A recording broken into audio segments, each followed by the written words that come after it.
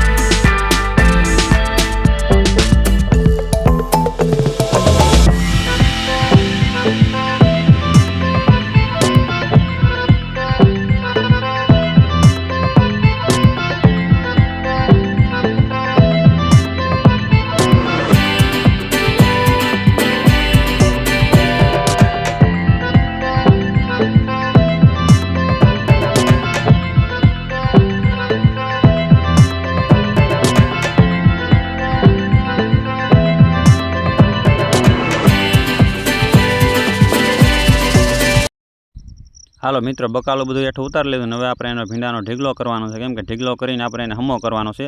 મોટી મોટી હિંગુ હોય એ બધી અલગ કાઢવાની હોય. બધું શાકભાજી હોય એમાં બધું એમ જ હોય ભાઈ. બધું એક ભરી નહીં લેવાનું જબલા. કેમ કે બધું શાકભાજી હરખું કરીને પછી માર્કેટમાં લઈ જવાનું, એનું નહીં લઈ જવાનું. કેમ કે આમાં અમુક હિંગુ ભૂલાઈ ગઈ હોય, બદલાની હોય, બધી મોટી થઈ ગઈ હોય, એને અલગ કાઢવાની. સોળામાં પણ એવું જ છે ભાઈ. ભીંડો એવી રીતના હમો કરવાનો, સોળા પણ એવી રીતના હમો કરવાનો, ગેલકા, દૂધી, બધું ટોટલિંગ શાકભાજી છે ને ભાઈ હમું કરીને માર્કેટમાં લઈ જવાનું, એનું અમને લઈ જવાનું.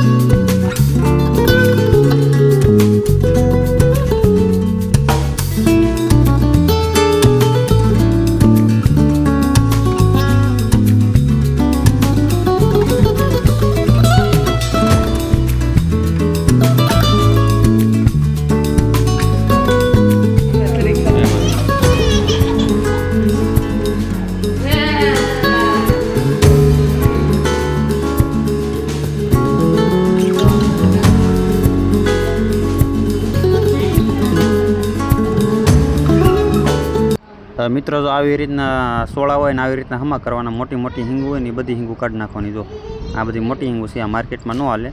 એના માટે આપણે જેટલું શાકભાજી હોય, ભીંડો હોય કે બધું હોય, સોળી ગમે એવી હોય, ગેલકા હોય, બધી આવી રીતના જો સાફ કરવું જ પડે બકાલું. કેમ કે આ મોટી હિંગુ છે ને એ જરાય ન હાલે માર્કેટમાં. જો એટલે ભાઈ બકાલું તો ભાઈ માર્કેટમાં લઈ જવું હોય તો ચોખ્ખું કરવું પડે. આવું બદલાની હિંગુ કાઢવી પડે ભાઈ. એટલે ભાઈ કોણ કોણ વાડીએ શાકભાજી વાવે છે ભાઈ કમેન્ટ કરજો તો અમને ખબર પડે ભાઈ. કે ભાઈ શાકભાજી વાવવા માટે કેટલી મહેનત થાય ભાઈ જુઓ. ને પછી જો આવી રીતના જબલા ભરવાના ભાઈ, બધું કમ્પ્લીટ હમો થઈ જાય પછી આવી રીતના જબલા ભરવાના 5-5, 6-6 કિલોના જો. એટલે ભાઈ આપણે જબલા ભરવાનું ચાલુ કરી દીધું. બસ આ સોળાના ભરાય પછી આપણે ભીંડાના ભરવાના છે. એવી રીતના બધા એના જબલા ભરીને જ માર્કેટમાં લઈ જવાનું ભાઈ. ભાઈ શાકભાજી વાવીને તો ભાઈ મહેનત બહુ કરવી પડે હો ભાઈ. જો ભાઈ આપણું બધું શાકભાજી ને બધું કમ્પ્લીટ આપણે જબલા ભરીને તૈયાર થઈ ગયું છે. જો આવી રીતના બસ સવારે પછી માર્કેટમાં સીધું જો આપણે ગાડી લઈને વહી જવાનું માર્કેટમાં.